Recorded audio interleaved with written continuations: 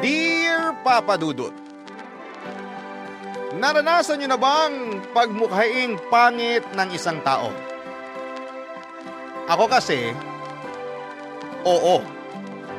At ang masakit pa nito ay sinabi yon sa akin ng lalaking mahal ko. Aaminin ko na habang sinusulat ko ang parteng ito ng aking kwento ay bumabalik yung kirot na naramdaman ko noon na pilit ko namang ibinabaon na sa limot ngayon. Pero siguro ganon talaga at may proseso ang mga bagay. Naniniwala ako na darating ang araw na babalik ang tiwala ko sa sarili ko at muli akong haharap sa salamin ng hindi na sinasabing pangit ako at walang silbi. Bago ko umpisahan ang pagkukwento ay magpapakilala muna ako. Tawagin niyo na lamang po ako sa pangalang Annette, 35 years old at tubong La Union. Pero dito na ako nakatira sa Manila at isa akong nurse. Nadiskubre ko ang programa ninyo noong minsang nag-send ng link sa akin ng pinsan at best friend kong si Christine ng isa sa mga istorya ninyo sa YouTube. Sakto, naka-quarantine ako dahil sa COVID-19 kaya naiinip ako. Simula noon ay nagustuhan ko na ang istoryang tampok ninyo. Pero hindi ko naisip na ako mismo ang magpapadala ng sulat sa inyong istasyon. Magsisimula ang lahat noong 2023 kung saan ay isang taon na ang nakakalipas simula nang maghiwalay kami ng long-time boyfriend kong si Mikey. At kahit ganoon na yon katagal ay hindi pa rin ako makausad. Sobrang gumuho ang mundo ko sa mga nangyari. Na naapektuhan na nga ang buong katawan ko. Humina ang immune system ko kaya mabilis akong dinapuan ng iba't ibang sakit. Sa sobrang lala ng nangyari sa akin ay na-diagnose din ako na may depression, Papa Dudut.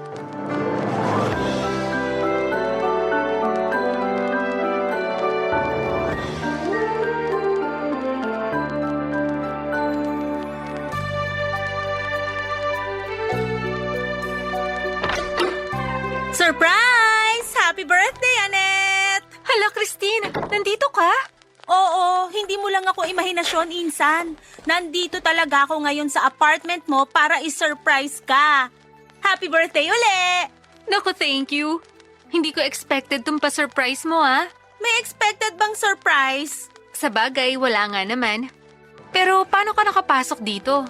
Gaga, binigyan mo ako ng susi, di ba? Ay, oo nga pala. Mamaya na tayo magtsikahan. Blow mo muna tong candle sa cake mo. Dali, dali! O sige, sige.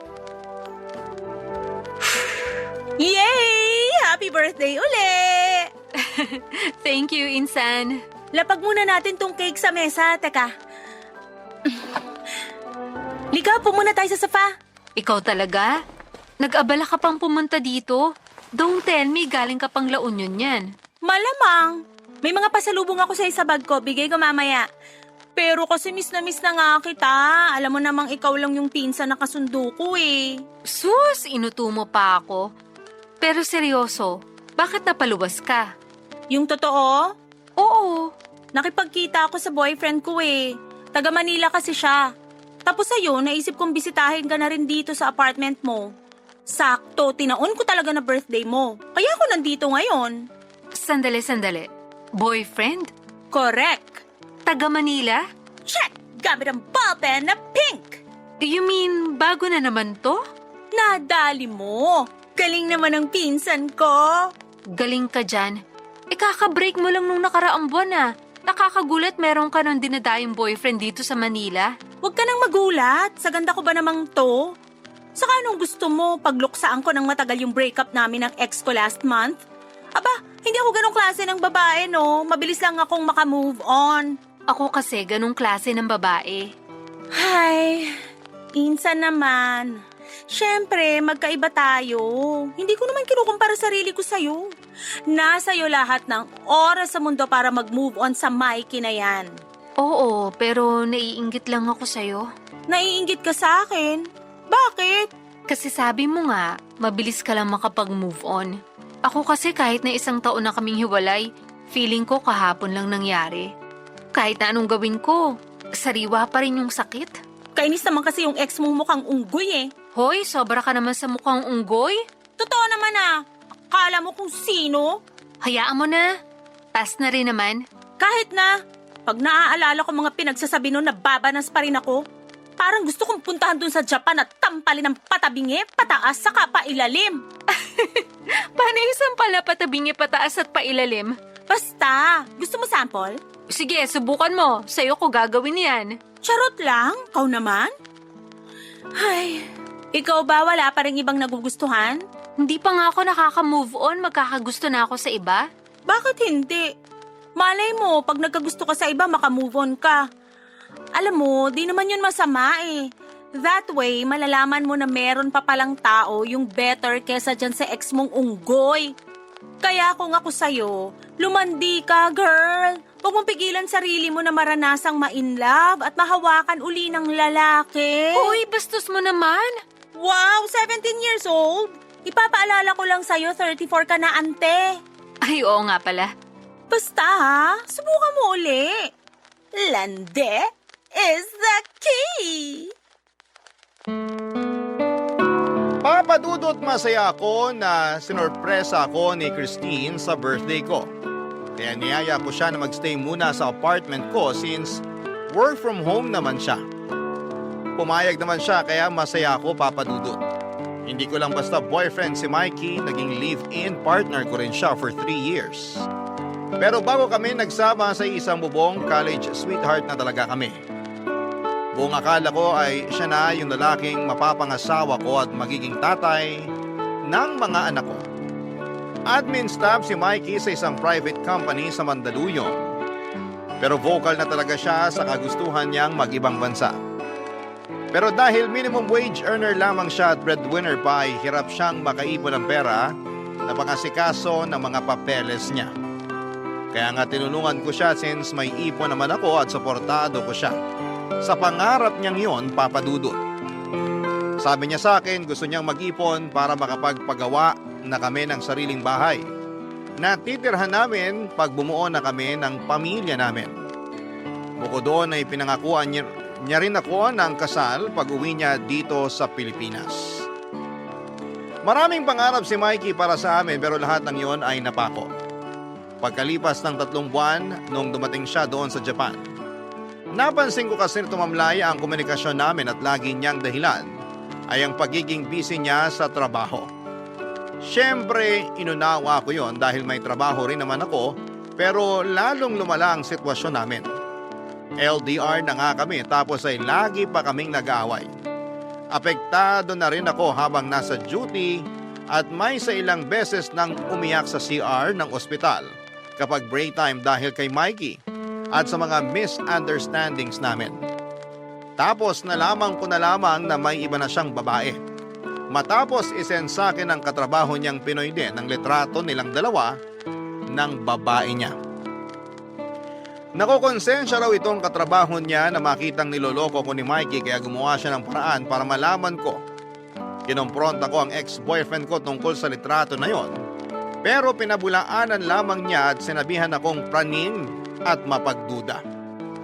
Pero nagpatuloy ang panlalamig niya sa akin hanggang sa dumating yung punto na kinausap na niya ako para makipaghiwalay.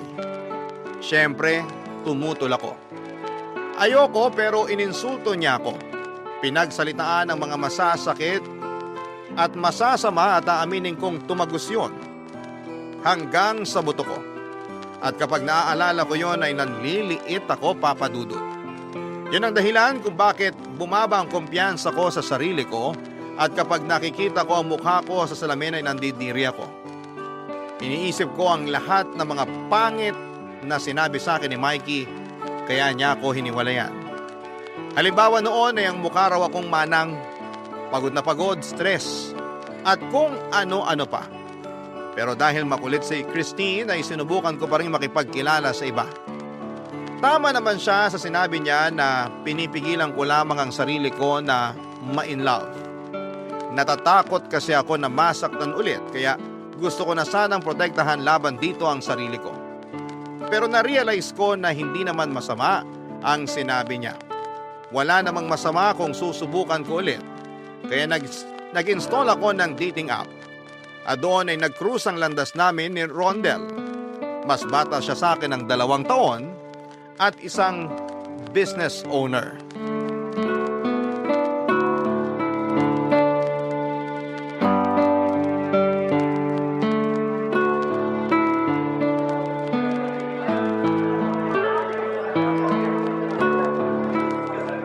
Iba talaga amoy ng brewed coffee? Nakakabuhay ng sistema? Sinabi mo pa. Pero limit ako ngayon sa kape. May acid reflux kasi ako. Naku, hindi ka lang dapat mag-limit. Kailangan, alisin mo na talaga sa sistema mo. Mahirap nang sumpungin. Ang sakit-sakit kaya nun. Sa bagay. Sige, susundin ko sinabi mo kasi nurse ka. Mas alam mo. Hala siya. For sure, pinagsabihan ka na rin ng doktor mo. Ikaw lang tong makulit. Tignan mo, umorder ka na naman ng kape. Kung alam ko lang sana, hindi na tayo pumunta rito. Okay lang yun. Saka minsan lang naman. Ayoko namang palagpasin na dalhin ka rito kasi nabanggit mong gustong-gusto mong subukan kape nila rito. Talaga? Nabanggit ko ba yon? Oo, last time. Sa chat natin. Hindi ko na maalala. Buti ikaw naaalala mo. Oo naman. Maliit na bagay. Pero in fairness, natouch ako. I mean, dun pa lang sa naaalala mo kaya sinama mo sa date natin ngayon tong coffee shop. Thank you for being thoughtful. You're welcome. So, maiba tayo. Kwento ka pa nga ng tungkol sa family business nyo? Gusto ko pang malaman. Gumagawa ng glass products ang family ko. Sample nun yung mga bottles and jars na may iba't ibang pinaggagamitan. Windows, mirrors, partitions, insulation. Inumpisahan ng lolo ko yung business na yon na minana pa ng daddy ko. Napalago nila yun ni mami at ngayon kami na ng 2 brother ko yung nagmamanage. Hindi ba mahirap mag-manage ng business? Mahirap din kasi maraming challenges. Pero naaayos din naman. Yearly, meron kaming goals na sineset na dapat ma-achieve ng company namin. Hindi lang yan nakafocus sa sales. Kasama rin dyan yung benefits ng mga employee namin. Kasi sila ang backbone ng negosyo. Laging sinasabi ng lolo at daddy ko na pahalagaan namin ang aming mga tauhan. Dahil sila ang bumubuhay sa negosyo. Totoo naman, kaya ginagawa namin lahat ng makakain namin ng mga kapatid ko para mabigyan sila ng patas na benepisyo at karapatan. Nakakatuwa naman. Bilib na ako sa inyo. Sana ipagpatuloy niyo ang pangangalaga sa kapakanan ng mga employee niyo. Lalong pagpapalain ng negosyo. Pero sabi rin ng daddy ko, subukan ko naman daw makipag-date kasi puro na lang ako trabaho. Talaga? Sinabi niya yon? Maraming beses na. Kampiyan pa sila ni mami. Ako na lang kasi walang asawa sa aming magkakapatid. Hindi naman nila ako pinipilit pero masarap daw kasing ma-in love. Kailan ko pa raw ba planong pagbigyan ng sarili ko na maranasan yun? Pag-uugod-ugod na ako. Anong sagot mo? Sagot ko? Bakit hindi? Wala namang pinipiling edad ang love. Ayun, binato ako ni daddy ng ballpen during our management meeting pa naman yun. Sapul ako sa ulo. Grabing daddy mo, asintado. Oo, magaling yun mag-dart eh. Kaya yun, para makaganti, sinumbong ko siya kay mami. Sinermonan siya sa call eh. Parang ang cool naman ng parents mo. Cool talaga sila. Bukod doon, napaka down to earth. Halata nga, kasi nagmana ka sa kanila. Binubola mo naman ako eh. Seryoso ako doon. O sige, thank you kung ganun. Welcome. May dimple ka pala, no? Ah, oo, meron nga. Nice. Ngiti ka palagi. Para lagi mong makita? Parang gusto ko na lang tuloy sabihin na may pagkamahangin ka. Huwag naman. Sige ka, tampo ako. Ay, wow. Joke lang. Ikaw naman magkwento tungkol sa trabaho mo.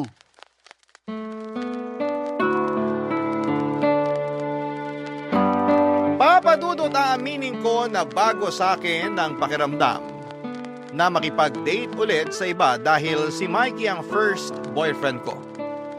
At kahit na 34 na ako noon ay feeling bagets pa rin ako. Pero masaya rin naman kasama si Rondel, kwela, palakwento at nakikinig kapag ako naman ang bumabangka. Natuwa rin ako sa pinakita niyang paghanga sa propesyon ko bilang isang nurse.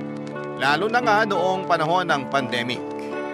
Nagtapos ang date namin nang ihatid niya ako sa nirerentahan kong apartment kung saan sinalubong naman ako ng nakangiting si Christine. Nagpatuloy ang pag-uusap namin ni Rondel at masasabi kong na-attach na ako sa kanya. Sino ba namang hindi, napaka-gentleman niya. At habang lumalalim ang feelings ko for him, ay mas lalo akong natatakot na baka masaktan lamang ako sa dulo. Marami akong tanong tulad ng paano kung hindi kami compatible. Paano kung katulad din siya ni Mikey? Nasa una lang magaling tapos ay idadump lamang ako sa huli. Kasi may nakitang mas better sa akin. Ayoko na ulit pagdaanan ang sakit na naranasan ko nang iwan ako ni Mikey, kaya naman nilinaw ko kay Rondel. Ang pagkakaibigan lang ang kaya kong ibigay sa kanya. Dahil hindi pa ako handang pumasok muli sa panibagong pakikipagrelasyon ng mga panahong yon. Barangay Love Stories. Barangay Love Stories. Papadudod, parang pinagsisihan ko na sinabi kong pagkakaibigan lang ang kaya kong ibigay kay Rondel. Kasi habang tumatagal ay hinahanap-hanap ko na ang presensya niya.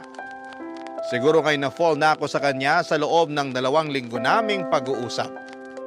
Pinaramdam niya kasi sa akin na mahalaga ako at kaibig-ibig. Kumbagay nawala lahat ng pagdududa ko sa sarili ko dahil sa pagmamahal niya. Pero ako lang tong natatakot na sumubok ulit at makipagrelasyon. Kung tatanungin ninyo ako kung ano ang nagustuhan ko kay Rondel ay masasabi kong marami. Bukod sa artistahin niyang itsura ay napakabait din niyang anak sa mga magulang niya. Kaya nga mahal na mahal ko noon ang ex-boyfriend ko kasi mabuti rin siyang anak sa nanay niya na mag-isang nagtaguyod sa kanilang 5 magkakapatid. Laging sinasabi ni Mikey na gusto niyang bumawi sa mama niya at ibigay dito ang lahat ng kaginhawahan na deserve nito. At magagawa lang niya yon kapag nakapag-abroad siya. Kaya nga hindi ako makapaniwala na lolokohin niya ako. Kasi pinangakuan din niya ako na babawi siya sa akin at sa mga tulong ko sa kanya. Hindi naman ako naniningil pero umasa pa rin ako sa mga sinabi niya. Kaya nga ang sakit-sakit na lahat ng yon ay hindi niya tinupad sa akin pero sa iba, tinupad niya.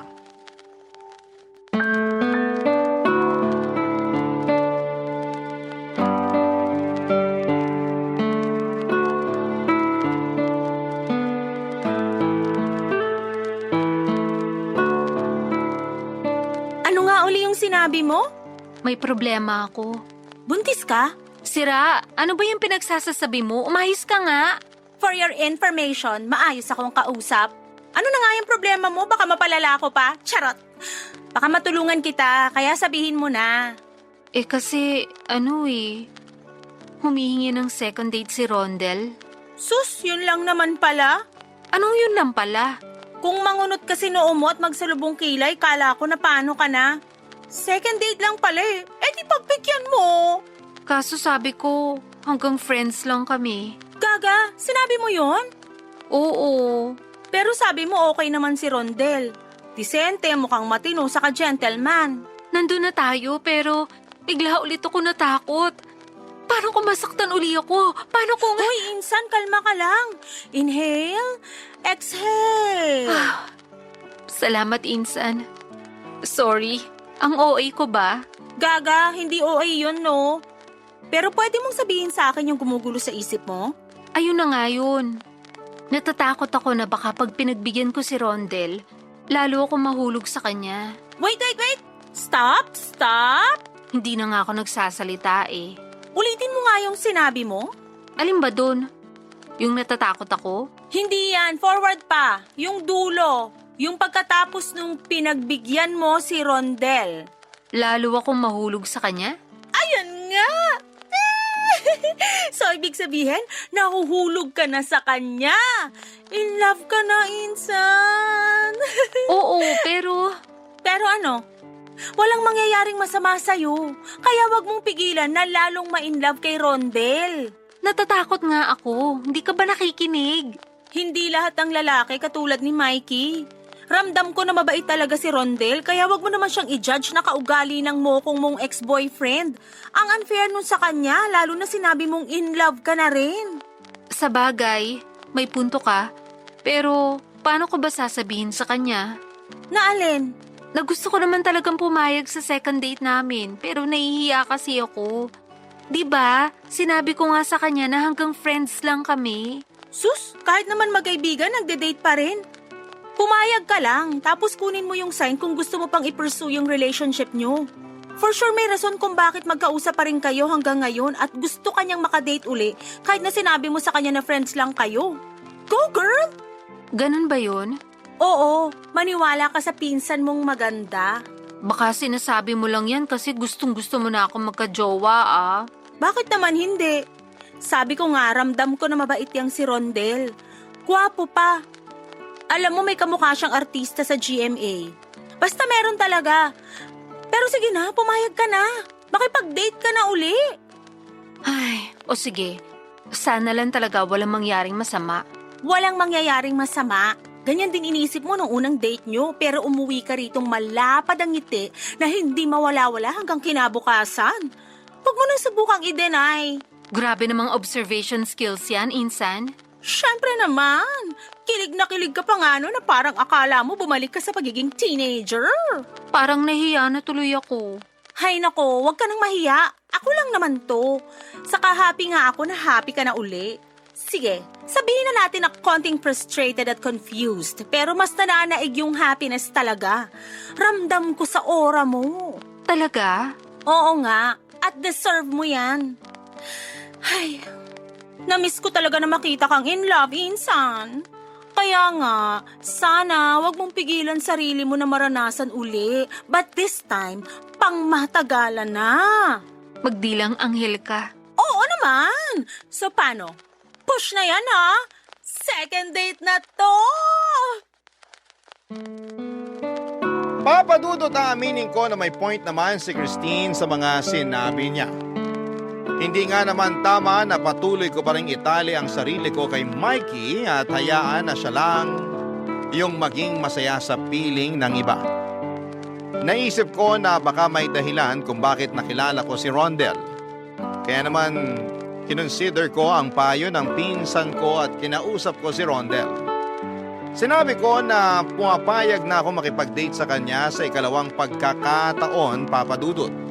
Tuwang-tuwa naman si Rondel nang sabihin ko yon. At kulang na lang ay hilahin na niya ang araw.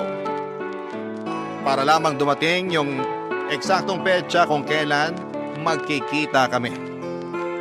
Naging smooth yung date namin at nagpunta kami sa Intramuros pagkagaling namin sa Binondo. Tapos nag-museum din kami at masasabi kong nag-enjoy talaga kami ng husto. Kumbaga ay sulit yung pagod sa paglalakad. Napag-usapan din namin ni Rondel kung ano ang level ng pagkakaibigan namin.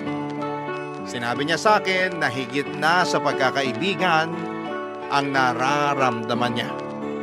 Kahit na pinigilan naman niya noong una dahil narespeto niya ang request ko. Nung ako naman ang tinanong niya ay doon ako umamin na gusto ko na rin siya. And to make the story short ay pumayag na akong ligawan ni Rondel. At bilang unang hakbang ay pinakilala ko siya sa pinsan kong si Christine after a week, Papadudot.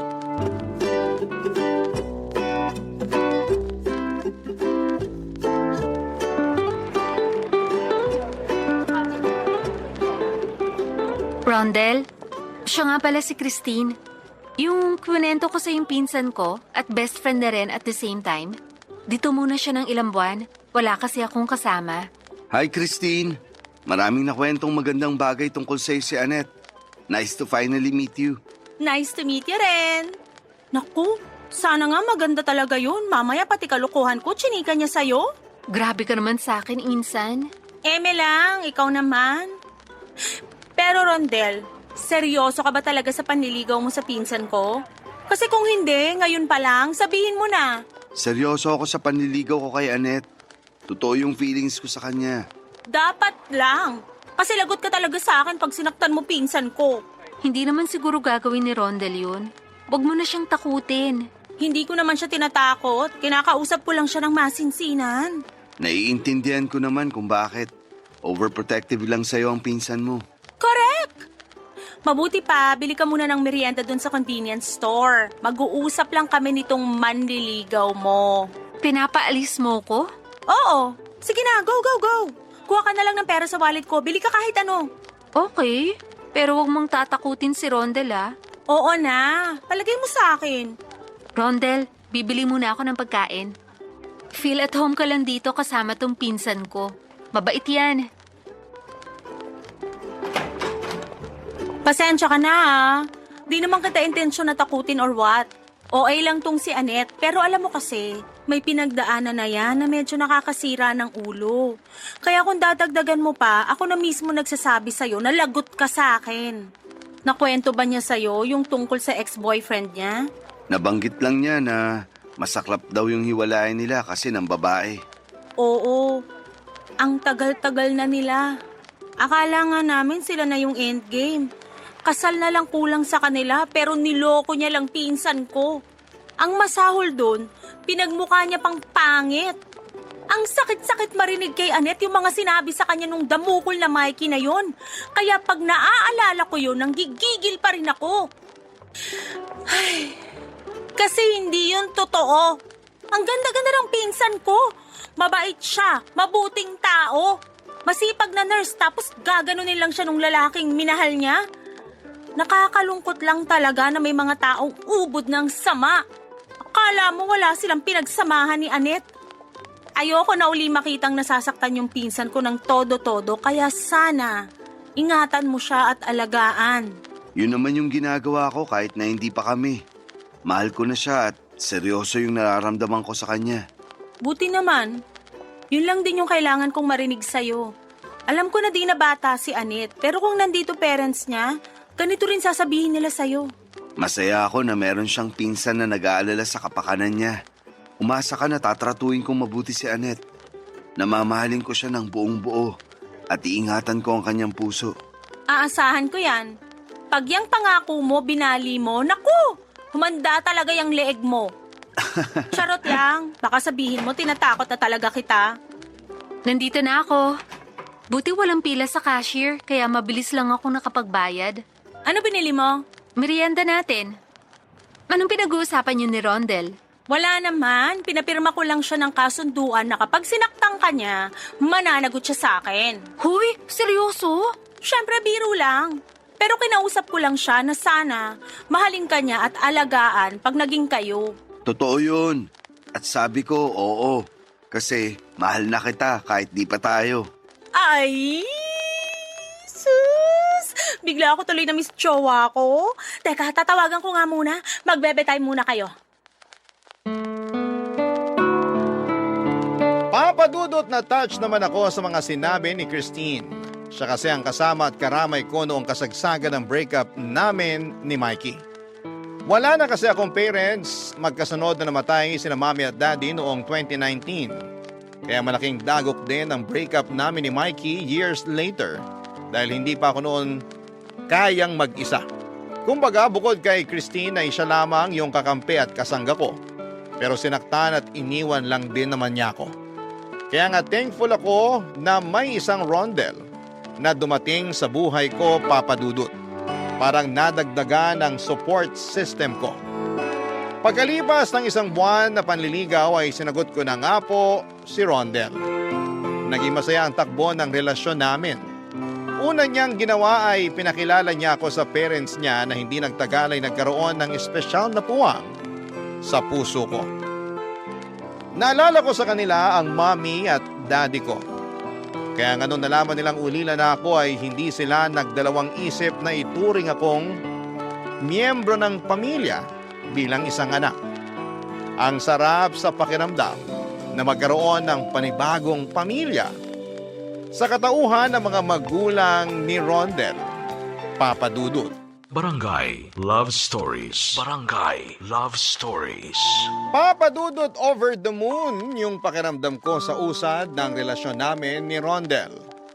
Kahit na hindi pa kami nagtatagal ay masasabi ko na siya na talaga.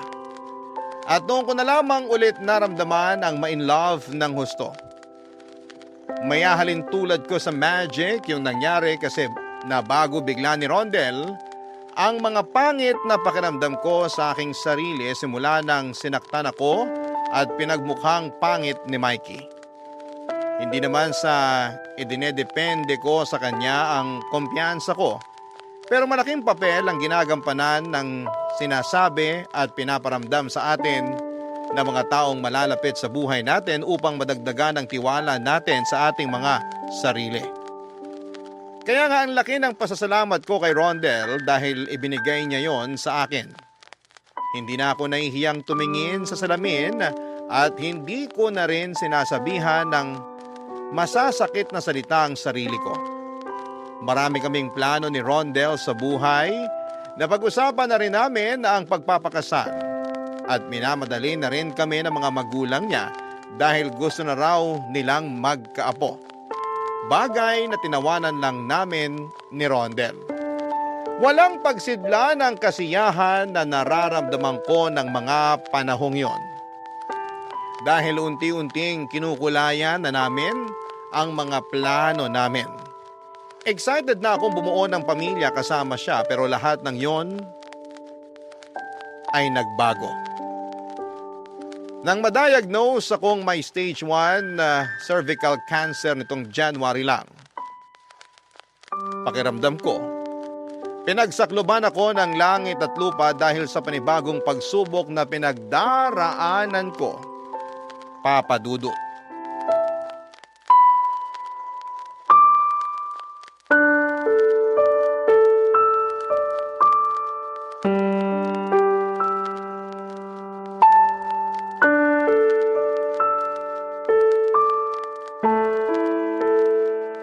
Thank you sa pagsama kanina sa akin sa ospital, Busy kasi si Christine, may meeting siya. Ano ka ba? Wala namang kaso yun. Masaya ako na nasamahan kita. Pero feeling ko nakakaistorbo ko sa'yo. Kasi marami ka pang dapat gawin sa company nyo, di ba? Oo, pero nandun naman sina daddy sa mga kapatid ko. Mas importante ka, Annette. Huwag mong sabihin yan. Sino lang ba ako? Ikaw lang naman ang girlfriend ko. Ewan ko pero hindi ko talaga mapigilan mag-isip ng ganun eh. Pakiramdam ko, pabigat na lang ako sa inyo ni Christine. Hindi totoo yan. Kahit kailan hindi ka naging pabigat sa akin. Sigurado na ganun din ang nararamdaman ni Christine. Peste naman kasing sakit to. Bakit ako pa talaga yung tinamaan? Kung kailan nagsisimula pa lang tayo magplano na magiging buhay natin. Saka naman biglang ganito. Paano na lang kung hindi na ako gumaling, Rondel? Gagaling ka. Naniniwala ako dun. Pero nawawala na ako ng pag-asa. Hindi ko mapigilang matakot. Okay lang matakot. Kasama mo naman ako eh. Basta kapag nakakaramdam ka ng ganun, kausapin mo ako. Para kahit paano, mabawasan yung takot at pag-aalala mo. Pero nahihiya na rin ako sa'yo. Ano ba kasi ang sinasabi mo? Bakit ka mahihiya sa akin? Boyfriend mo ako, di ba? Siyempre, ang daming what ifs. Hindi natin sigurado ang pwedeng mangyari dahil traitor tong sakit na to. Paano kung akala natin bumubuti na ako pero hindi naman pala? Tapos isang araw, bigla na lang ako mawala. Paano ka na? Ayokong mawala ka, Annette. Kaya pwede ba? Huwag ka naman magsalita ng ganyan. Kaya ka nga nagpapagamot. May mga gumagaling sa sakit na yan. Kaya hindi pa rin ako nawawalan ng pag-asa na malalagpasan natin tong pagsubok na to sa relasyon natin. Iniisip ko lang naman ang kapakanan mo. Ayaw kitang itali sa akin kasi walang kasiguraduhan tong sakit ko. Ano bang ibig mong sabihin? Naisip ko lang naman na mas mabuti siguro kung maghiwalay na lang tayo. Ayoko. Hindi ako papayag. Para nga makapag-move on ka na. Hayaan mo na lang ako. Kaya ko naman sarili ko. Nandiyan naman si Christine eh. Ayokong makipag-iwalay sa'yo dahil mahal kita. Ilang beses ko pa bang dapat sabihin yan? Saka anong makapag-move on? Sa palagay mo, ganun lang kadali yun? Hirap kasi sa'yo, masyado mong pinangungunahan yung mga bagay. Ayoko lang mas mahirapan ka. Ayoko lang maging kargo mo ko. Hindi ko naman iniisip yun. Masaya ako kapag nasasamahan kita sa pagpapagamot mo. Gustong gusto ko na inaasikaso ka kahit lagi mong sinasabi na kaya mo naman. Kaya bakit ka makikipaghiwalay? Hindi mo na ba ako mahal? Mahal kita, syempre. Oh, yun naman pala eh. Kung ano-anong iniisip mo eh. Sabi nga ng doktor, iwasan mo mag-isip ng mag-isip at magpaka-stress. Kung may iisipin ka, magagandang bagay na lang. Isipin mo na gagaling ka. Kasi yun ang iniisip namin ni Christine. Gusto ko naman talagang gumaling. Ayoko pang mamatay. Hindi ka pa mamamatay. Kasi di tayo titigil gawin lahat para gumaling ka. Basta, tandaan mo na hindi ka nag-iisa sa laban mo na to. Nandito kami ng pinsan mo. Nandito rin parents ko. Pinagdadasal ka nila, Annette. Kasi mahal na mahal ka rin nila. Kaya sana huwag kang sumuko, ha? Gagaling ka. Salamat, Rondel. Malaking bagay na nandyan ka. Mas nakakaya kong labanan tong sakit ko. Pasensya ka na sa sinabi ko kanina. Ayoko naman talaga maghiwalay tayo kasi mahal na mahal kita. Mahal na mahal din kita. Kaya tahan na. Nandito lang ako para sa'yo. Papa Dudut, hindi niyo ako masisisi kung gusto ko nang makipaghiwalay kay Rondel. Pakiramdam ko ay nasirang lahat ng mga magaganda naming plano sa buhay dahil sa pagkakasakit ko. Pero ang totoo ay natatakot talaga akong mag-isa. Ayoko pa rin mamatay kaya nga mabuti na lamang dahil hindi ako iniwan ni Rondel.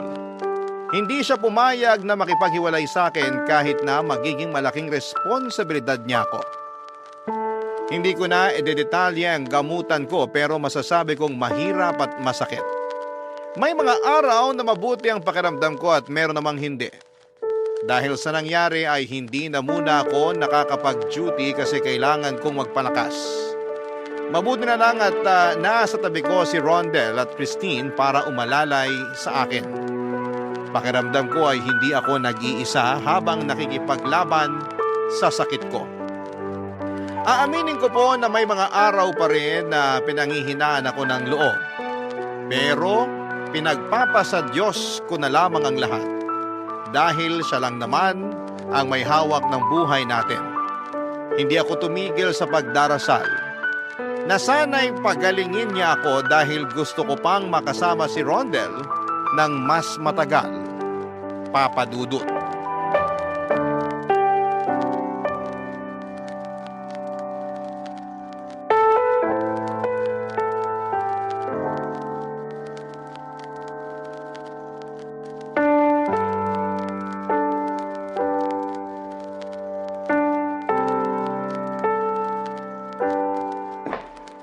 Oy, ano to?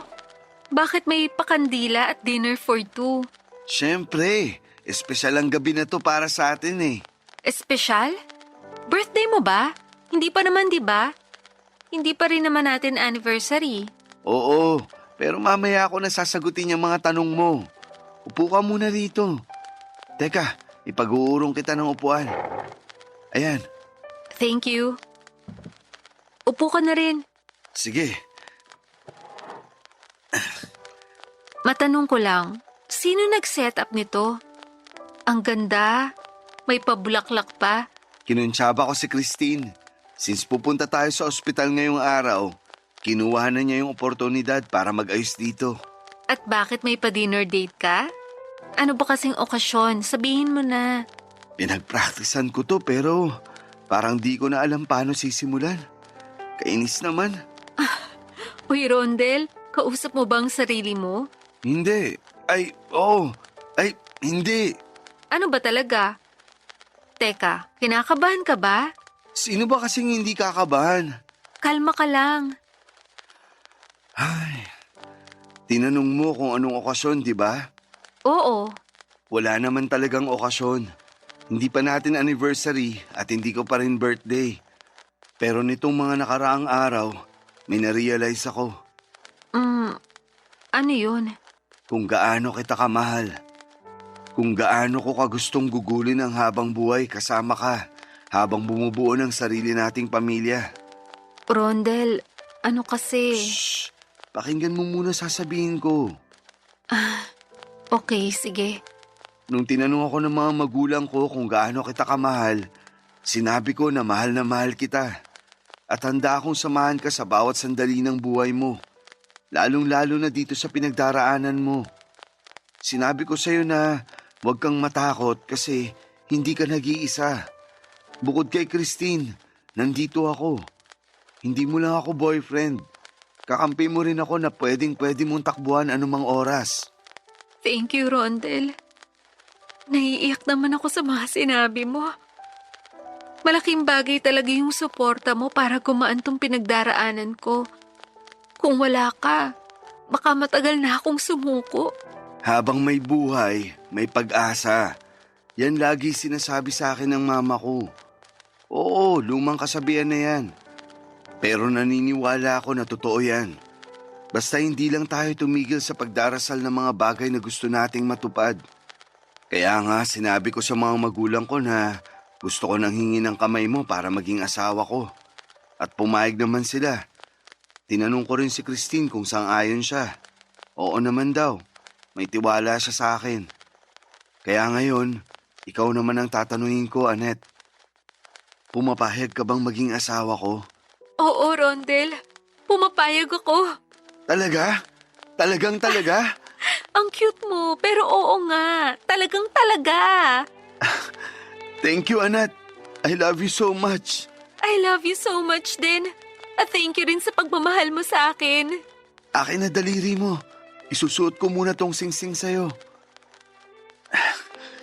Ayan. Ang ganda-ganda naman ito. Maganda yan. Pero mas maganda ka pa rin. Naku, ito na naman po ang fiancé kong bolero. Hindi kaya kita binobola.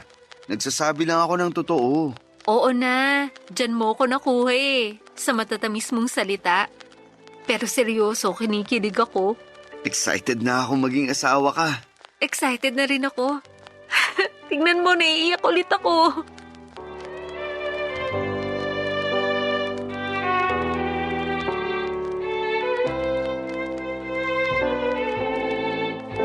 Papadudot halo-halong saya at excitement ang naramdaman ko na mag-propose sa akin si Rondel. Feeling ko tuloy ay ako na ang pinakamagandang babae ng gabing yon. Hindi lang kasi ako makapaniwala na matutupad ang matagal ko ng hiling na maikasal sa lalaking mahal na mahal ko. Bagay na hindi naman noon na ibigay sa akin ni Mikey. Totoo nga ang kasabihan na wala yan sa tagal kundi sa lalim ng pagmamahal ng dalawang tao. Sa kasalukuyan ay tuloy-tuloy pa rin ang pagpapagamot ko at tulad ng sinabi ko ay may mga araw na mabuti at merong hindi. Pero mas malakas na ako ngayon kumpara noon dahil alam kong kasama ko na si Rondel na harapin ang pagsubok na ito sa buhay ko. Gusto ko lang ding ibalita na last month ay kinasal na kami sa huwes at nakatira na ako ngayon sa kanila. Mahal na mahal ko po si Rondel. Siya ay yung lalaking ibinigay ng Panginoon sa akin bilang sagot sa mga panalangin ko. Maraming salamat po, Papa Dudut, sakaling mapili ninyong i-area ang istorya ng buhay ko. Buti na lang at napilit ako ni Christine na magpadala ng sulat sa inyong istasyon para ibahagi ang love story namin ni Rondel at hindi yon magiging posible kundi dahil sa tulong niya. Meron lang po sana akong kahilingan sa mga kabarangay natin. Kung pwede sana'y ipagdasal ninyo ang aking paggaling. Hanggang dito na lamang po ang sulat ko, Papa Dudut, and God bless po sa Barangay LS and more power sa Barangay Love Stories. Ang inyong kapuso at kabarangay forever, Annette. Dear Papa Dudut, noong nabubuhay ang tatay ko ay lagi niyang sinasabi na hindi naman daw mawawala ang mga dagok o pagsubok habang patuloy tayo naglalakbay sa mundong ito. Ibig sabihin, parte ng pang-araw-araw nating buhay ang mga problema. May ugali noon si tatay na para hindi tuluyang malugmok ay tinuturing niyang oportunidad ang bawat problemang nararanasan namin. Na meron daw siya ritong matututunan at mas mapapatatag nito ang kanyang sarili. Hindi rin daw yon pang matagalan at may katapusan. Nang tumanda na ako ay mas naintindihan ko ang kahulugan noon, lalo na noong mga panahong ako naman ang dumaan sa matinding dagok ng buhay ko. Bago ko umpisahan ang pagkukwento ay pabati muna ng isang mapagpalang tanghali sa inyo at sa mga kabarangay natin. Matatawa ba kayo kung sasabihin kong Barangay LS ang tinuring kong kaibigan noong mga panahong pakiramdam ko ay nag-iisa ako sa buhay? Kapag nakakapakinig ako ng mga kwento sa Barangay Love Stories at tuwing narinig ko ang mga payo sa mga kabarangay natin sa letter sender ay nababawasan ang lungkot na nararamdaman ko. Matagal ko nang pinakikinggan ang Barangay Love Stories, pero ngayon lamang ako naglakas ng loob na sumulat. Tawagin niyo na lamang ako sa pangalang Desiree, taga Iloilo pero tubong Pasig. 30 years old, pangalawa sa 5 magkakapatid. Magsisimula ang lahat noong 24 years old ako at nagtatrabaho bilang manager sa isang kilalang fast food chain dito sa Pilipinas.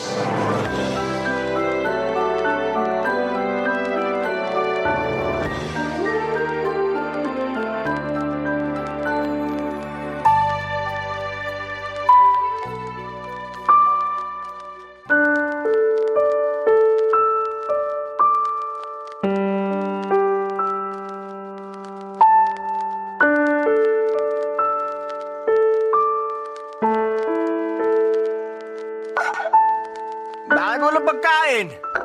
Peste naman. Nagugutom na ako. Hoy! Bakit di niyo ako tinirhan ng pagkain? Kuya Jed, lasing ka ba? Nako, hindi Nakainom lang ako. Sinasamantala mo talaga na wala rito yung mag-ina mo kaya todo inom ka kasama mga barkada mo. Tapos uwi ka rito nagwawala. Nagugutom kasi ako. Gusto kong kumain. Bakit kasi walang makain sa pesting pamamahay na to? Meron naman, may cup noodles doon. Yun na lang kainin mo. Ayoko nga. Pagkain ba ng tao yun? Sira ulo ka na talaga. Anong sabi mo? Kuya mo pa rin ako. Alam ko yun, pero kung umasal ka parang daig mo pang bunso natin. Tsaka, huwag ka nga sumigaw dyan, baka magising si nanay. May sakit pa naman yun. Ano bang ingay yan, Jed? Gabing-gabi na ang taas pa ng boses mo. Mamaya ireklamo tayo ng mga kapitbahay natin. Hindi yan, ay. Sila irereklamo ko. Subukan lang nila. Ano bang pinagsasasabi mo? Basta, yun na yun. Bingin nyo naman eh. Lasing na naman po yan si kuya. Sinabi nang hindi nga ako lasing eh. Nakainom lang pero... Ay, mahabagin!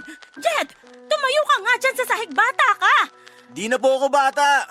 27 years old na ako, Nay. Pero isip bata ka pa rin kahit matanda ka na. Hala, nagdudugo na mo. Malamang tumama yan sa kanto ng upuan. Naku naman. Ay, anak, huwag ka nang tumunga nga dyan. Ikuha mo ng bulak at gamot tong kuya mo para sa sugat niya. Sige po, Nay. Malayo yan sa bituka. Pwede ba tumigil ka na nga dyan? Desiree, ang tagal mo naman. Dali-dalian mo. Aba, Ito na po yung medicine kit, Nay. ay, anong gagawin ko dyan? Ipaglagay mo ako ng gamot sa bulak. Sige po. Ano ba yan? Lahat kailangan sabihin sa'yo ay kita mo na ngang may sugat ang kuya mo? Hindi ko naman po kasalanan kung bakit siya may sugat, kaya wag po kayo magalit sa akin. Ah, basta. Akin na yung bulak. Dali! Ay, Jed, nak. Masakit to, ha? Hihipan ko na lang para di masyadong mahapde. Oh, Aray ko, Nay. Aray ko naman. ay, huwag ka ngang malikot. Baka malagyan kong mata mo. Ayoko na po niyan. Ang sakit-sakit kaya. Ikaw na nga ginagamot ni nanay, ikaw pang may ganang gumanyan? Ano bang problema mo, ha? Bakit lagi ka nalang may sinasabi sa lahat ng ginagawa ko? Paano? Di ka naman gumawa ng matino, kaya malamang may masasabi sa'yo. Nay, awatin niyo ako kasi masasampal ko na tong si Desiree. Tumigil na kayo. Mali naman na pinagsasalita mo siya ng ganyan. Kuya mo pa rin siya. Wala naman po akong ginawa sa kanya, nagsabi lang ako ng totoo. Kahit na. Hindi ka na lang sana nagsalita. Kita mong lasing yung kuya mo. Minsan hindi mo rin ginagamit kokote mo eh. Ano na? Naghihintay ako ng sorry mo. Sorry, kuya. Yan, ganyan nga. Tandaan mo kasi na ako pa rin ang kuya mo. Kaya dapat igagalang mo ko kahit na manager ka dun sa pinagtatrabahuhan mo. Tama na yan. Matulog ka na lang, Jed.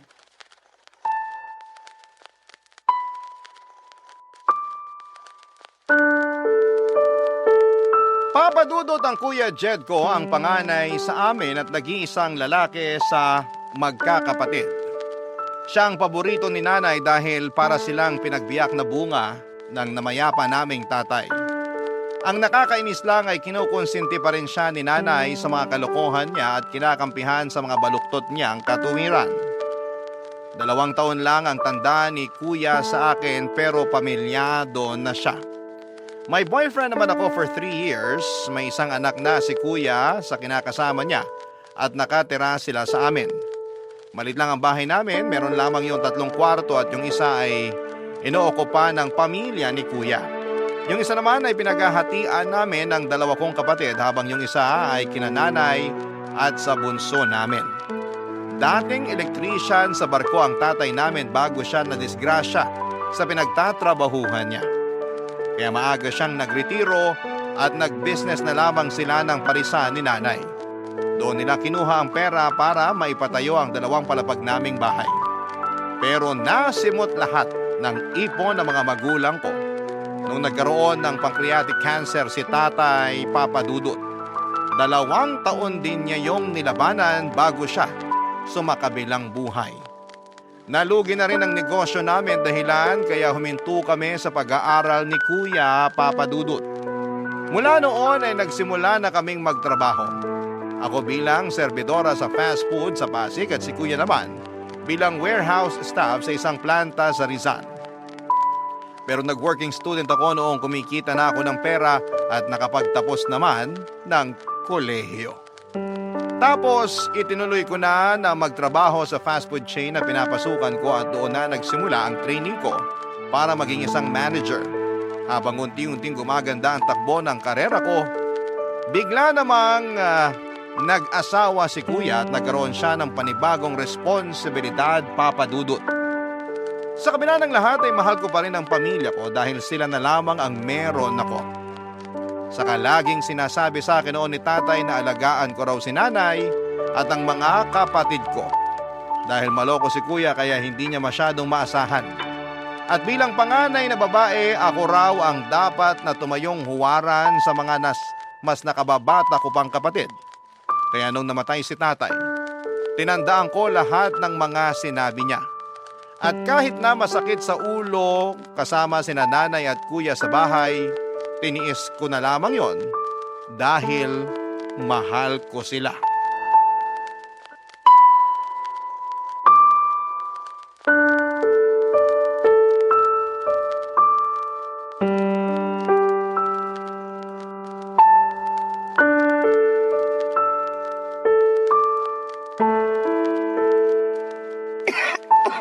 Kuya naman! Doon ka nga mag-yosi sa labas, wag dito sa loob ng bahay. Alam mo namang hikain bunso natin eh.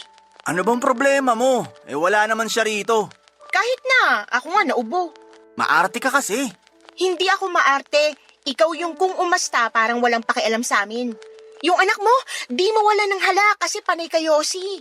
Alam mo bang dumidikit sa damit, naiiwan sa buhok at balat yung usok ng sigarilyo mo? Tapos nalalanghap namin yon kaya mas delikado. Kailan ka pa naging doktor? Di ko alam nagbago na pala trabaho mo. Di ka na utusan at serbidora lang ng mga tao. Hindi naman na talaga ako utusan dahil manager na ako sa pinagtatrabahuhan ko. Ay, oo nga pala. Kaya pala mayabang ka na kasi manager ka na. Pwede ba wag kang nga sumigaw? Nag-uusap lang tayo, 'di ba? Ano ba kasi pinag-uusapan natin? Wala naman, di ba? Nananahimik ako rito sa sala. Nanonood ng basketball game sa cellphone ko. Tapos dumating-dating ka at sisitahin mo pag-yoyosi ko. Hindi lang naman yun yung problema natin dito. Gusto rin kitang kausapin kasi tumawag sa akin kinakasama mo. Di ka raw nagpadala ng pamasahe sa kanila kaya di sila makauwi sa probinsya. Naawa naman ako kaya ako na yung nagpadala. Pero hindi naman pwede laging ganun. Sigurado ako na ikaw lang naman nagbigay. Di naman yun ang hingi sa'yo. Kung manunumbat ka, sana di ka na nag-abot. Bukal naman sa loob ko yun, pero napapansin ko kasi lagi kayong kinakapos sa pagkain, sa gamot, at iba nyo pang pangangailangan. Tapos, ngayon, wala ka palang pinadala sa mag-ina mo, alam mo naman ngayon sila luluwas ng probinsya. Walang natira sa sinahod ko eh. Laki ng kaltasan sa opisina namin. Tapos may mga binayaran pa akong utang. Bakit may pambisyo ka kung wala na palang natira sa sahod mo? Nilibre lang ako ng mga kaibigan ko. Maniwala sa'yo. Galante ka sa ibang tao pero sobrang kuripot mo naman sa amin, pati sa pamilya mo. Alam ko na ikaw na naman yung naglabas ng pera at gumastos sa inuman nyo nung isang araw, pati na rin kagabi, kaya wala kang pera. Ano ba kasing pakialam mo kung saan ko ginagastos pera ko? Pera ko yun, hindi yun sa'yo. Tsaka, kapal naman ang mukha mo ang pakialaman pati pagbibisyo ko eh. Wala ka namang ambag. Tsaka ka na magsalita kung ikaw na tumutustos sa pang-alak at pang-yosi ko. Bakit ko naman gagawin yun? Ano ka, hilo? Aba, hilu-hiluhin ko mukha mo eh. Nag-aaway na naman ba kayo? Dinig na dinig ko boses nyo sa labasan. Nakakahiya kayo, ha? Si kuya lang naman po yung sumisigaw, Nay. Ang hinahinahon ko rito. Paano hindi sisigaw? Nakakabwisit ka. Wala po akong ginawa dyan, ha? Sinaway ko lang na wag nang magyosi rito sa bahay kasi nauubo ko sa usok. Tapos pinagsabihan ko rin tungkol sa pagbibisyo niya kasi lagi na lang silang kapos. Narinig nyo, Nay? Napaka-pakialamera ng anak nyong yan. Huwag mo na lang kasing pakialaman ng kuya mo, nak. Diskarte naman niya yon kung kulang pera nila ng pamilya niya. Saka kung ayaw mong mausok, dun ka sa kwarto nyo. O di kaya lumabas ka ng bahay natin. Liit-liit na bagay, pinalalaki mo. Seryoso po kayo, Nay? Kinakampihan niyo si kuya? Oo, kasi mali na pinagsasalitaan mo siya ng ganyan, kapatid ka lang naman. Kuya mo pa rin siya, baka nakakalimutan mo.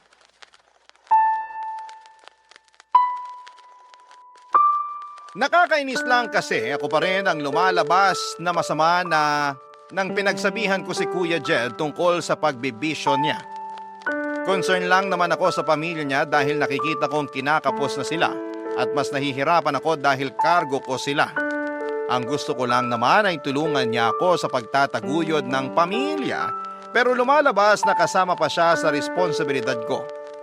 Kaya nga malaki ang tampo ko kay nanay nang kampihan niya pa si kuya dahil unfair noon para sa akin, Papa Dudut. Hindi lang naman si kuya ang anak niya rin ako. At kung magbibilangan kami ng mga naitutulong namin ni kuya sa pamilya, alam ko na mas marami yung naiambag at naisakripisyo ko. Kaya lang si kuya pa rin yung kawawa at biktima sa aming dalawa. Ako pa rin yung mayabang at mapanumbat na anak dahil lang mas malaki ang sweldo ko kesa sa kapatid ko. Ang sakit lang sa kalooban na sa mismong pamilya ko pa talaga ako makakarinig ng mga masasakit na salita. Kaya nga pagkatapos ng pagtatalo naming yon, ay nagmukmuk ako sa kwarto at umiyak. Hindi ko na lamang namalaya na nakatulog na ako at kinabukasan ay nagising ako sa sigaw ni nanay. Umalis daw sa bahay si Kuya Jen na may dalang ilang piraso ng mga damit. Nagalit sa akin si nanay at sinisisi niya ako dahil nasaktan ko raw ang ego ni Kuya. At sa mga sinabi ko, kaya naglayas ito sa bahay. Barangay Love Stories. Barangay Love Stories. 5 araw din pong hindi umuwi sa bahay si Kuya dahil nagtatampo siya sa akin. Nakabalik na noon ang kinakasama niya at anak mula sa bakasyon nila sa probinsya. Ang dahilan sa kanila ni nanay ay umuuwi raw si Kuya sa bahay ng kaibigan niyang lalaki para malapit sa mga pinag-a-applyan nila ng trabaho. Ilang beses siyang pinuntahan doon ni nanay para makiusap na huwag nang magtampo sa akin. At umuwi na sa bahay namin, Papa Dudut. Hinahanap na rin kasi siya ng anak niya. Nung una ay nagmatigas pa si Kuya at sinabing uuwi lang siya kapag umalis daw ako sa bahay. Pero nung wala na siyang may ambag sa tinutuluyan niya ay kusa na rin siyang bumalik sa bahay namin, Papa Dudut. Sa loob ng mga panahong yon ay hindi ko napigilang magngit-ngit sa galit at inis sa sarili kong kapatid. Buti na lang at handang makinig sa akin ang boyfriend ko sa lahat ng mga problema ko sa bahay namin. kahit papaano'y gumagaan ang loob ko at hindi ko rin kasi masabihan ang mga nakababata kong kapatid. Dahil ayoko namang dumagdag pa yon sa lahat ng mga inaasikaso nila. Gusto ko ay focus lamang sila sa pag-aaral nila at ayoko rin na magalit sila sa nanay at kuya namin. Kaya naman sinolo ko na lamang lahat ng bigat sa dibdib at sama ng loob na nararamdaman ko. Wala namang perpektong pamilya. Lahat may kapintasan at kakulangan, kaya alam ko na normal lang yung pinagdaraanan namin. Kaya nga sa huli pinatawad ko na lamang si kuya kahit na siya patong may ganang palabasin na ako ang kontrabida sa pamamahay namin, Papa Dudut.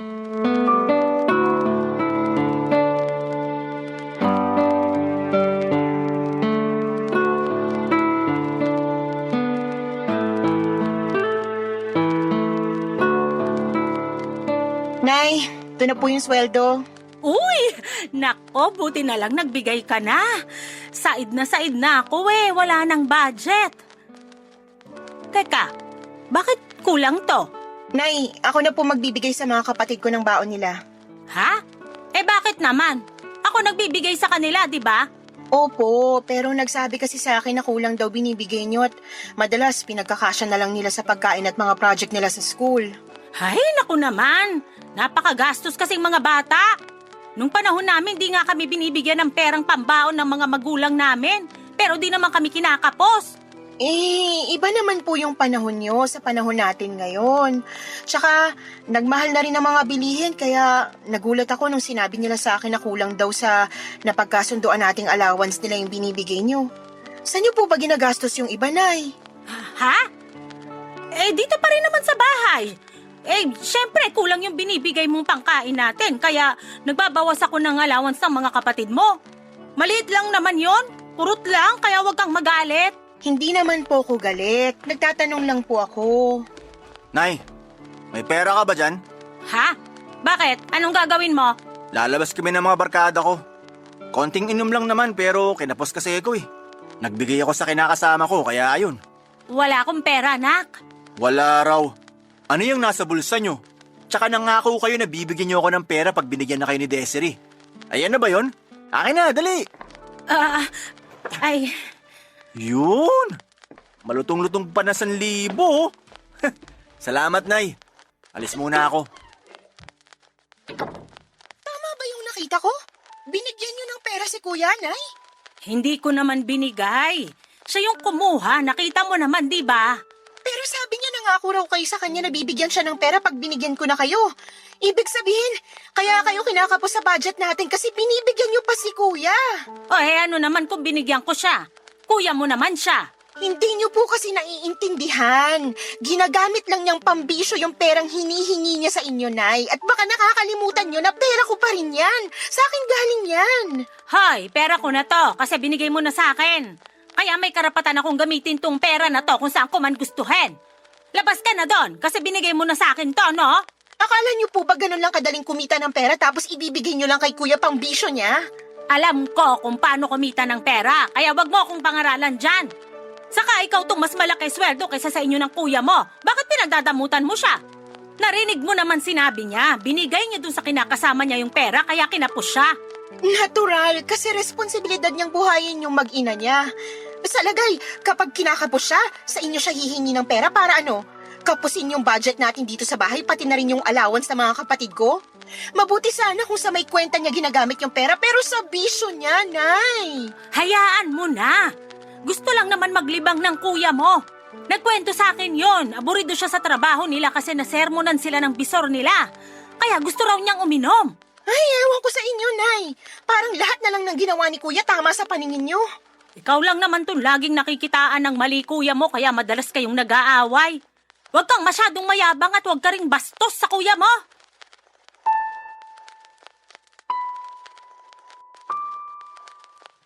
Galit si nanay sa akin dahil sa limitadong pera na ibinigay ko sa kanya. Masisisi niyo ba ako kung maging mahigpit ako hindi naman tama na pera ko pa talaga ang ginagamit para sa bisyo ni kuya. Kaya nga kahit na nagtatalak pa siya ng araw na yon, ay nagbingi-bingihan na lamang ako. Pero hindi ibig sabihin ay hindi na ako nasaktan at naapektuhan sa mga sinabi niyang masama at masakit sa akin. Marami akong tanong sa isipan ko tulad ng bakit ganon niya ako pakitunguhan. Anak din naman niya ako. Sabi ng mga kaibigan ko na nakakaalam sa sitwasyon ng pamilya namin ay may favoritism daw si nanay at mas kinakampihan daw ng magulang yung anak nilang mahina dahil mas kailangan sila nito. At sa pamilya namin ay si kuya yon. Para sa akin ay wala namang masama na kampihan niya si kuya, pero sana'y huwag naman niyang iparamdam sa amin. Lalong-lalo na sa akin, na si Kuya Jed lang ang anak niya, Papa Dudut. Kaya nga para mabawasan ang pag-aalala ko na baka hindi nabibigyan ng baon ng iba ko pang mga kapatid ay ako na ang nag-aabot noon sa kanila, imbes na idaan ko pa ang pera kay nanay. Hindi ko siya tinatanggalan ng karapatan na maging magulang sa amin, pero alam kong may sinabi rin ako dahil sa akin galing ang pera.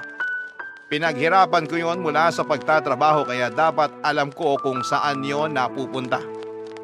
Pero minasama pa rin yon ni nanay at sinabihan akong mapagkwentang anak porket ako ang nagpapasok ng pera sa pamamahay namin.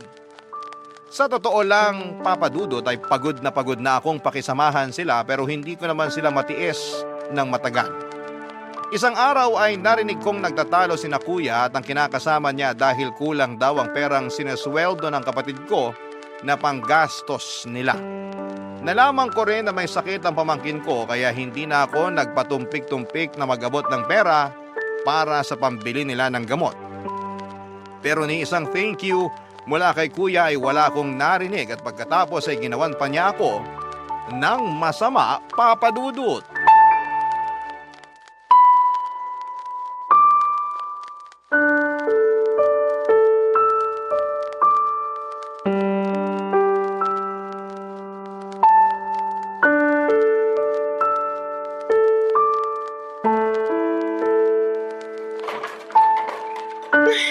Hala, nasa na yun? Dito ko lang yun nilagay ah. Desiree, nak! Liga rito! May dalang donut kuya mo, may pizza rin. Naku, ang dami naman pagkain. Sige po, Nay. Lalabas na po.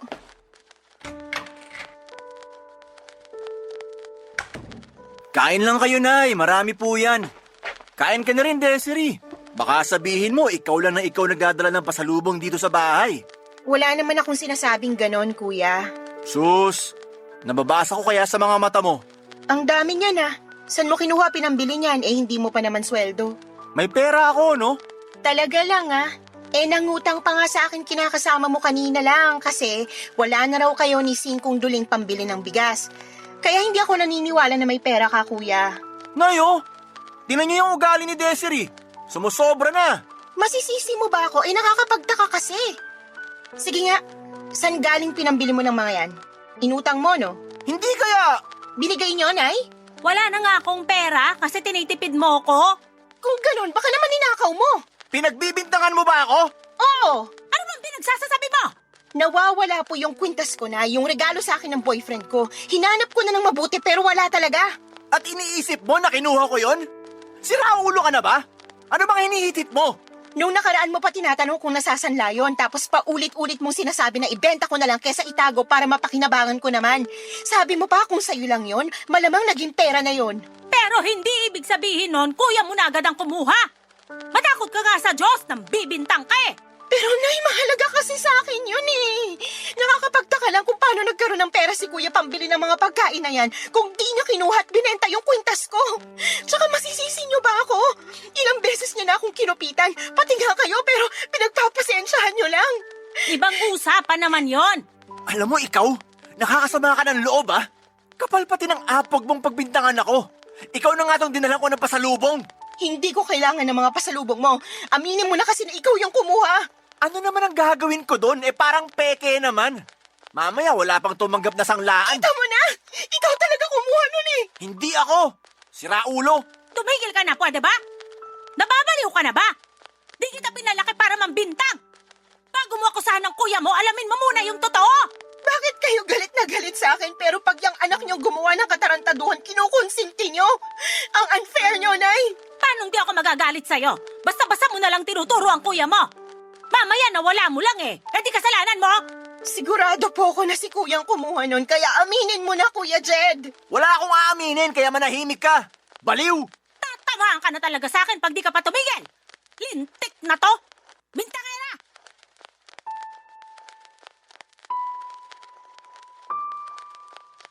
Papadudo, tulad ng sinabi ko ay hindi yun ang unang beses na nawalan ako ng gamit sa bahay namin at laging si Kuya Jed ang salarin. Ang halimbawa ng kinuha niya sa aking gamit ay yung tumbler na regalo sa akin ng kaibigan ko noong birthday ko. Nakita ko na lamang na ginagamit na ng kinakasama niya dahil tinatamad daw itong kumuha ng tubig na malamig sa ref kaya doon na lamang naglalagay ng yelo. Akala niya ibili yun ni Kuya at gusto niya sanang isauli sa akin pero ako na lamang ang tumanggi. Bukod doon ay may mga damit din ako na kinukuha ni Kuya at ibinibigay sa live-in partner niya. Natigil na lamang yon nung sinita ko siya at napunta kay nanay ang pangungupit niya ng pera. Pero kung tutuusin ay parang ako pa rin ang pinagnanakawan niya dahil sa akin galing ang mga perang yon, Papadudot. Kaya sigurado ako na siya ang kumuha ng kwintas na regalo ng boyfriend ko. Kaso imbes na aminin ang kasalanan niya at humingi ng tawad ay nagmatigas si Kuya. Sinabihan niya ako ng hindi maganda at ang masahol pa doon ay kinampihan pa siya ng nanay namin. Kaya nga abot langit ang galit ko sa kanya at nadagdagan pa ang hinanakit ko. Nang pagkaraan ng 2 araw ay nakita ko ang naturang kwintas sa leeg ng kapitbahay naming dalaga, Papadudot. Barangay Love Stories. Barangay Love Stories. Sinabi sa akin ng kapitbahay namin na niregalo yon sa kanya ng nanay niya at nakumpirma ko na binenta nga yon sa kanila ni Kuya. Gusto ko sanang bilhin na lamang ang kwintas dahil galing yon sa boyfriend ko pero nagbatigas ang kapitbahay namin. Gustong gusto niya raw kasi yon at hindi na sila makakabili ng ganon sa murang halaga. Naiyak na lamang ako nang hindi na naibalik sa akin ang kwintas at sinabi ko yon sa boyfriend ko. Nagalit siya sa kuya ko pero sabi rin niya na pabayaan ko na lamang dahil pwede naman niyang palitan yon. Sobrang sama ng loob ko sa kapatid ko na mga panahong yon. Kaya naman kinumpronta ko siya pero mas galit pa siya sa akin, Papadudot. Simula noon ay hindi ko na kinausap si Kuya Jed. Nawala na ako ng amor sa kanila ni nanay dahil kinampihan na naman siya ni nanay, Papadudot. Kahit na ginawa na ako nito ng masama. Kung ituring ko sila sa bahay ay para na lamang hangin pero sa totoo lang ay nasasaktan din ako pag ginagawa ko yon.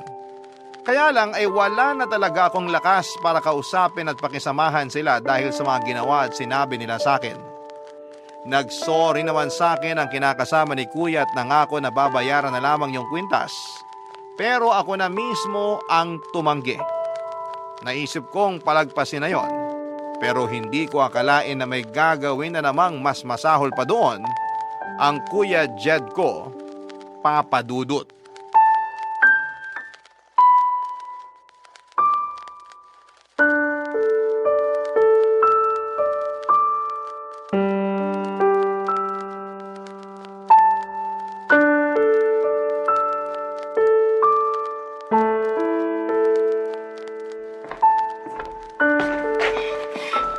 Nay, nasan po si Kuya Jed?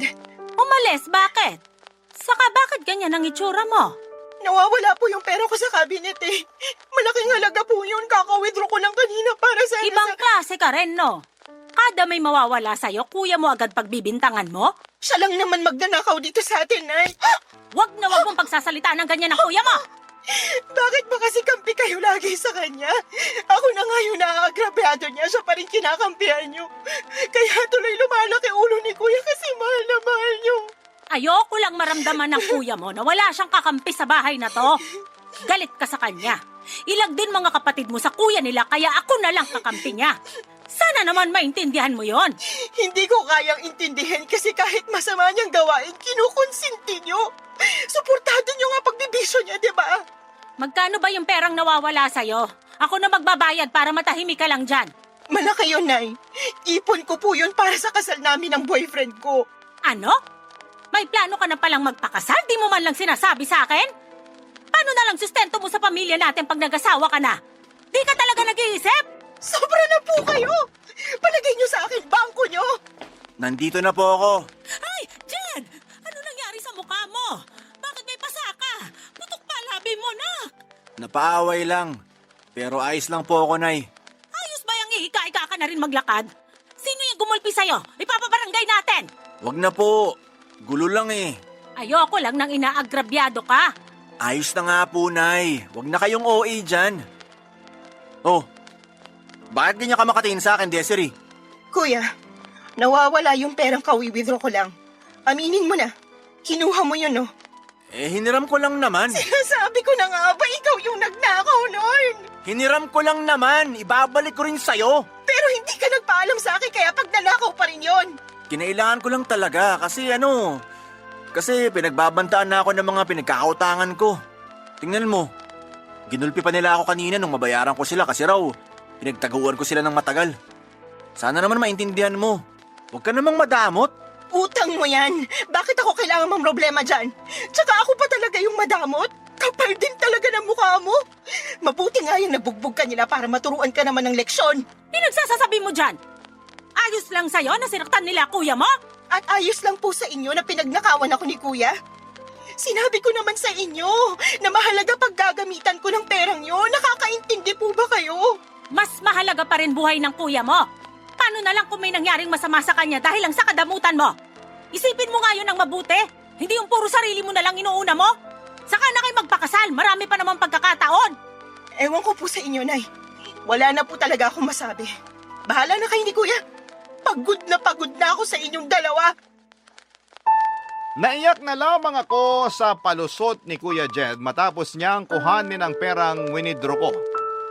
Siguro nga gano'n na siya kadesperadong makabayad sa mga pinagkakautangan niya kaya nagawa niya akong pagnakawan. Pero imbis na magpakumbaba at mag-sorry ay nagmalaki pa si Kuya at sinabihan akong madamot. Nang mga panahong yon ay sumabog na ang lahat ng naipong galit sa dibdib ko para sa kanya. Kaya hindi na ako nakapagtimpi at napagsalitaan ko na sila ng hindi maganda ni nanay. Galit na galit ako kay Kuya Jed. Gigil na para bang gusto ko siyang balatan ng buhay. Pero nagtimpi pa rin ako, Papa Dudut. Pagkatapos noon ay tinawagan ko ang boyfriend ko para magpasundo sa kanya. Hindi ko na kasi kayang matulog sa bahay namin kasama ang konsentidor kong ina at barumbado kong kuya. Ang plano ko isang gabi lang sana mag-i-stay sa apartment ng boyfriend ko pero habang nandun ako, sinabi niya sa akin na tanggapin ko na raw yung inaalok niya sa akin na makipag-live-in sa kanya.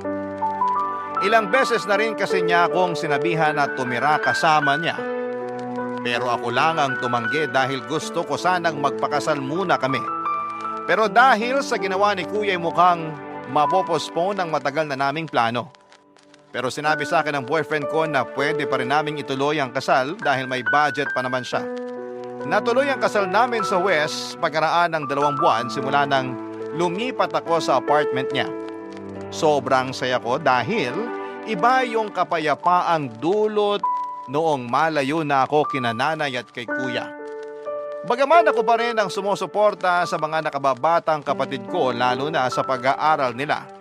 Pakiramdam ko ay unti-unti na akong nakakabangon dahil wala nang pabigat sa buhay ko. Hindi na rin naman ako kinausap ni nanay at kuya. Ang sabi lang ng mga kapatid ko ay nahihiya raw sila sa akin. Pero ako na mismo ang kusang pumutol sa ugnayan namin. Masama na kung masama pero para naman yon sa peace of mind ko. Mabilis na lumipas ang 2 taon, Papa Dudut. Nagulat ako nang biglang makatanggap ako ng tawag sa cellphone mula kay nanay.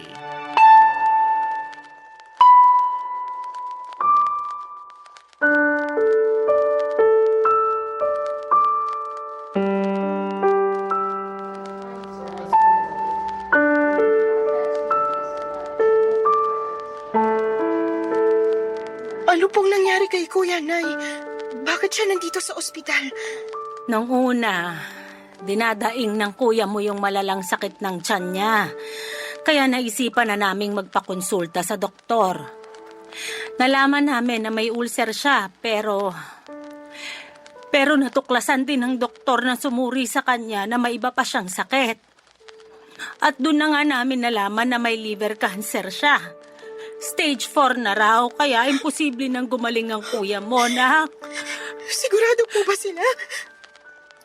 Mamaya mali naman yung diagnosis nila. Magpa-second opinion po tayo, Nay. Ginawa na namin yon at pareho pa rin ang resulta. Ito rin kasing kuya mo. Tagal na palang may iniindang sakit pero di nagsasabi. Tingnan mo, lumala na tuloy. Kailan pa po nandito sa ospital si Kuya? Mag-iisang buwan na. Pero bakit ngayon niyo lang po sinabi sa akin, Nay? Kuya mo yung may desisyon noon. Nahihiya raw kasi siya sa'yo kaya ayaw kanyang istorbohin. Ayaw na raw niya na isipin mo siya lalo na ang dami-dami niyang kasalanan sa'yo. Ako rin naman may kasalanan sa'yo, nak. Kaya sana, patawarin mo ko. Pinapatawad ko na po kayo. Ayos na po yun. Hindi na po ako galit sa inyo, Nay. Sising-sisi kami kasi sinagad namin pasensya mo. At nahihiya rin kami sa'yo kasi masama yung sinukli namin sa mga kabutihang ginawa mo para sa pamilya natin. Aaminin ko, malaki po tampo ko sa inyo ni Kuya. Pero sapat na po yung 2 taon na hindi tayo nag-usap. Sa totoo lang, miss na miss ko na po kayo. Lagi ko nga kayong kinukumusta sa mga kapatid ko eh. Wala lang talaga akong lakas ng loob na umuwi sa bahay natin para dalawin kayo. Natatakot din kasi ako na baka di niyo ako tanggapin at pagsalitaan niyo na lang ako na masakit eh. Sorry po, Nay. Kung umalis ako sa atin at iniwan ko kayo. Wala kang dapat ihingi ng tawad. Kami ang may nagawang mali sa'yo, nak. Siguro ito na yung karma namin, kaya nangyayari ito ngayon sa kuya mo. Hindi naman po siguro, Nay. Pero saan daw po ba nakuha ni Kuya yung sakit niya? Saan pa ba? Eh di sa bisyo niyang pag-inom ng alak. Kasalanan ko to eh. Kung hindi ko lang sana siya kinunsinti nun, di sana mangyayari to sa kapatid mo. Pabaya kasi kung ina, kaya nagkasakit siya ng ganyan. Huwag niyo na pong sisihin ang sarili niyo, Nay. Kailangan na lang po nating ipagamot si Kuya para gumaling siya kahit na sinabi ng doktor na wala ng pag-asa. Nasaan po ba yung kinakasama niya? Tsaka yung pamangkin ko? Nasa bahay yung pamangkin mo. Yung kinakasama niya, matagal na siyang hiniwalayan. Iniwan sa amin yung bata para sumama sa ibang lalaki. Ano po? Seryoso ba yan? Sawang-sawa na raw siya sa kuya mo kasi pulpol at walang pera. Kaya naghanap ng mayaman at sumama agad doon. Ay, ewan ko sa kanya. Ano ba yan? Napakamalas naman ni Kuya. Grabing dagok naman to sa kanya, Nay. Kaya nga sising-sisi ang kuya mo. Ngayon sinisingil na siya at wala na siyang magawa kasi parang doble o triple raw yung ganti sa kanya ng kapalaran. Awang-awa talaga ako sa kapatid mo, nak. Kung pwedeng sa akin na lang mapunta yung sakit niya, bakit hindi? Diba? Huwag niyo naman pong sabihin yan, Nay. Kailangan pa po kayo ng mga kapatid ko. Kailangan pa po namin kayo. Nandiyan ka naman eh. Ikaw nang bahala sa mga kapatid mo. Pagod na rin kasi ko. Kung mamamatay ang kuya mo, sana mamatay na rin ako.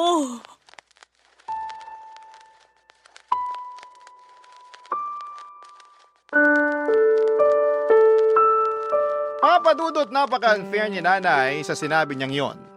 Biglang bumalik yung mga nawala kong tampo sa kanya pero inisip ko na baka pagod lamang siya at emosyonal ng araw na yon. Nag-focus na lamang kami kay kuya na noon ay sobrang payat na dahil sa kanyang sakit. Sa totoo lang ay masakit makita na nakaratay sa higaan ang sarili mong kapatid at pinahihirapan ng malalang sakit. Doon ko nga napatunayan na kahit anong laki ng galit ko kay kuya, kaya ko siyang patawarin, madugtungan lang ng ilang pang taon ng buhay niya. Kaya nga nagdasal ako ng husto sa Diyos na pagalingin niya si Kuya Jed, pero mukhang may ibang plano ang may kapal para sa pamilya namin. Binawian ng buhay si Kuya pagkalipas lamang ng 3 araw simula noong malaman ko ang tungkol sa kalagayan niya. Sa loob ng 3 araw na yon ay nakapag-usap naman kami ni Kuya. Nakahingi siya ng tawad sa akin at nakiusap na kung pwede alagaan ko raw ang anak niya. Nangako ako sa kanya na hindi ko pababayaan ang pamangkin ko dahil mahal na mahal ko ang batang yon. Sobrang lungkot ng pamilya namin ang pumanaw si Kuya Jet. Iyak nang iyak si nanay sa unang gabi ng burol. Kulang na lamang ay maglupasay siya sa sahig habang sumisigaw na sana'y mabuhay pa ang kuya namin. Tapos doon na nangyari ang hindi inaasahan dahil biglang inatake sa puso ang nanay namin. Papa Dudut.